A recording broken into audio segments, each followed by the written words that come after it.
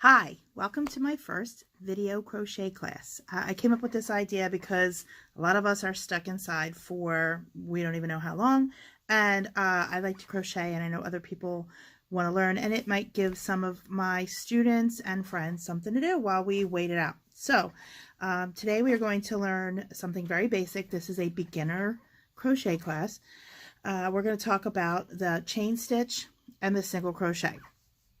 Before we do that, we're going to start talk about a couple of things that you will need before we get started. First, you need yarn. Here's some yarn. I have a big skein of it. Anything that you have at home will be fine. But for me, as a beginner, I like to talk about the weight of the yarn, which is like how thick the yarn itself is. This is a, let's see if I can find it. There we go. This is a 4 weight yarn is a worsted weight yarn, and even within worsted weight you're going to find a bunch of different thicknesses. Like Red Heart solids tend to be very thick 4 weight, whereas the multicolored ones are a little thinner, but they're all a 4. Doesn't matter. But you don't want something very small to start out with, like a baby yarn or a 2 or something very thin, just because it makes it harder to see the stitches. If that's all you have, that's fine, but I usually choose a 4. Next thing we need is a crochet hook. This is a crochet hook. You see, it is not like a knitting needle, which has nothing at the end as a tapered point. This has a little hook, hence why it's called a hook. Hooks come in different sizes, depending on the size of the stitches you want to make. Makes sense, right? So here I have a 3.5, a 4 millimeter, a 5 millimeter, and a 5.5 millimeter. You can see how thin the shaft of this one is and how thick the shaft of that one is. And that tells me that the yarn is going to wrap around this and make a bigger stitch. Whatever you have at home is fine. Again, I'm going to use the 5.5 millimeter just so that you guys can see what I'm doing. I have more crochet hooks than this. I have smaller and larger. Sometimes the hooks are going to come with a letter, A, B, C, D, E, F, G, H. And the further from A is like a really tiny hook, H is a much larger hook. Every company has a different range as to what their like G hook. Some companies, their G hook is a 3.5 millimeter, some it's a 4. So I go with the millimeters. I try to find patterns. If not, I make my best guess. So give me 1 second and we will get started. Okay, welcome back. So here I have my crochet hook, my 5.5 millimeter crochet hook. Sometimes it's called an I or an H, depending on the company, but we're going with 5.5 millimeter hook. And I have the end of my yarn. First thing we need to do is we need to make a slip knot. And I'm going to show you how to do that the easiest way that I know how. So I take my end and I make a loop around my finger, cross the end over the other piece of yarn, like that, make a little X. Then I'm going to go through the loop. I'm going to reach and grab the long piece of yarn, not the tail, and I'm going to pull it through. Okay? It makes a slip knot. It's called a slip knot because I can pull it and make it bigger and larger. So I can make it small, I can make it big. I'll show you again. Take the end, cross it over the top, making a loop, reach through the loop, grab the long piece of yarn, pull it through. Put my hook in the loop, and I'm going to pull it tight around the hook. See? Like that. Easy peasy. We're going to make a chain stitch, and I want to talk about how we hold our yarn. Lots of people have lots of different ways to hold yarn. This is the way that works for me. I'm going to cross the yarn over my pinky and around like that. Okay, so around your pinky and over. Now I take the long, see if I get this right, piece over my pointer finger. Over the back of my pointer finger, so that I have, do it like this. So look, over and around my pinky, cross my palm over the back of my pointer finger, and then I kind of use these 2 fingers to hold it in place. Okay, I don't want to hold it tight because I don't want the stitches to be too tight, but I just want it to control the yarn. All right, and let it glide right over your fingers. So there you go. What I'm going to do is actually I hold it like this, kind of close, and then I'm going to hook the hook. I'm just going to hook the yarn, and I'm going to pull it through the loop. So I have a loop, a new loop on my hook, and the loop I just made is over here. That is a chain stitch. Show you again. Hook it, pull through, done. Easy peasy, right?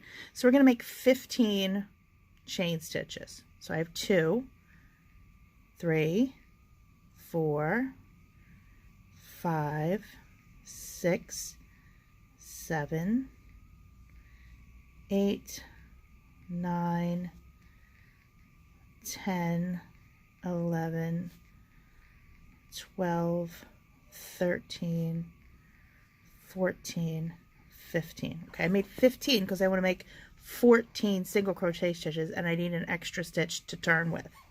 So look, it looks like a chain. That's why it's called a chain stitch.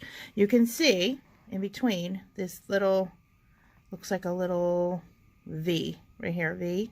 That's the stitch. We're going to go in between the V to make our first row of stitches. So if you notice my stitches aren't really tight, that's fine. I don't want them to be tight because it makes it hard to do and it makes your work look a little funny.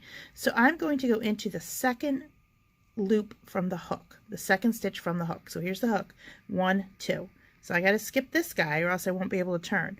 I'm going to go into here, right inside the V. See, right in the V, put it through. Hook my yarn, bring it up. So I have 2 loops on the hook. I'm going to hook my yarn again and I'm going to pull it through both loops. Yay, you just made a single crochet stitch. Aren't you happy? So look, I'm going to go to the next V. I'm going to put it right in the V, hook it, bring it up, hook it, pull it through. Okay, simple. One more time. Here's my chain stitch, put it into my chain stitch, hook it, pull it up, hook it, pull it through 2 loops. Okay, so when I'm done a stitch, I only have 1 loop left to start the next stitch. So we've made 3 and we need to make 14. So 3, 4, 5, 6, 7, laying on my yarn here, sorry.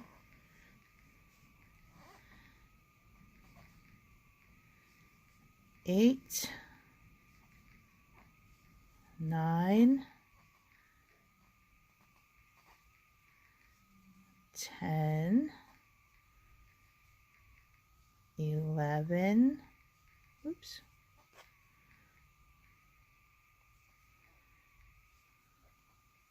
12, 13. This is the last one. See, there's my last chain. Put it through, hook it, pull it up, pull it around. 14.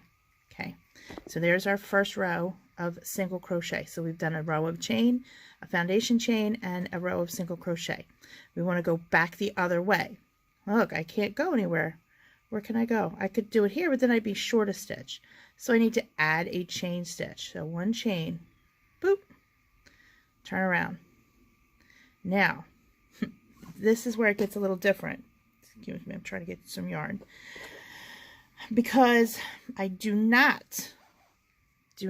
want to go and do it in between the V like I did before. Do you see the V there? I do not want to go in between. I want to go underneath both of them. So I'm going to go underneath, look, underneath, and I have the 2 parts of the V on my, under my hook.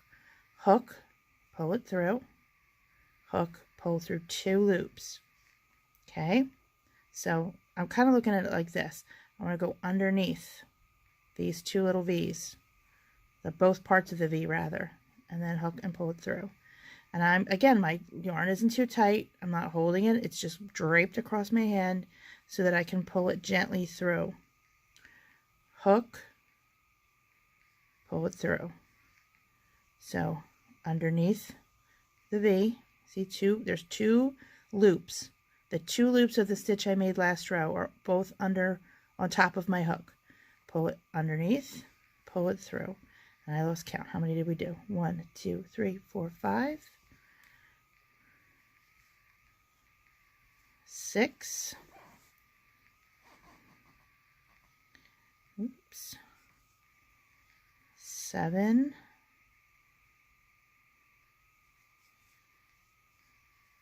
8,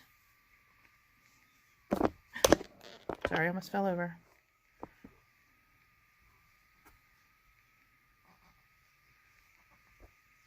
Nine. Here we go. 10. 11. 12.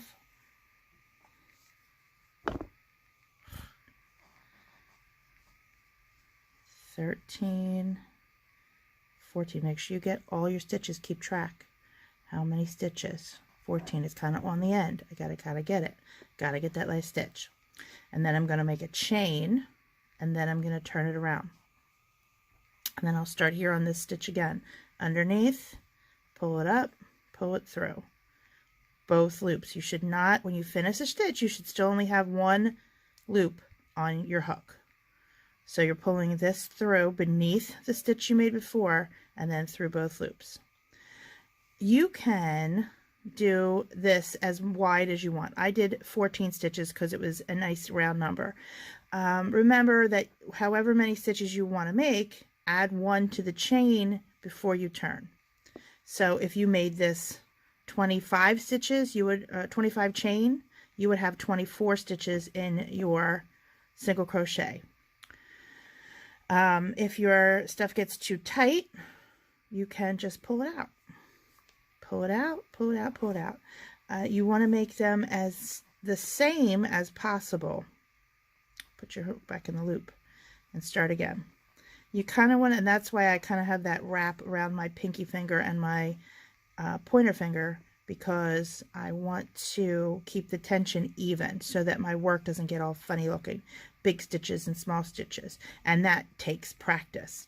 So if you are finding that your stitches are tight in one place and loose in another, you just have to keep practicing until you get holding the yarn right. And it took me a while to do that. That takes practice. But if you learn how to do this back and forth, you could make a pot holder, you could make a scarf, you could make a blanket, but it would take a really long time with all single crochets to make a blanket. You could make anything that would be flat with single crochet.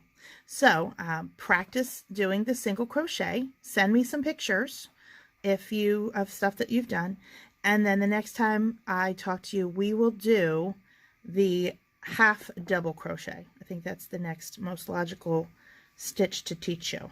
The half double crochet, which is, if you can do single crochet, you can do a half double crochet.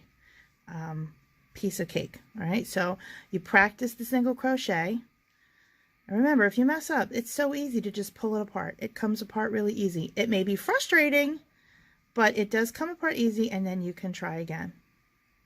All right, and that's the single crochet. I hope you guys learned something from watching this video, and I will see you next time.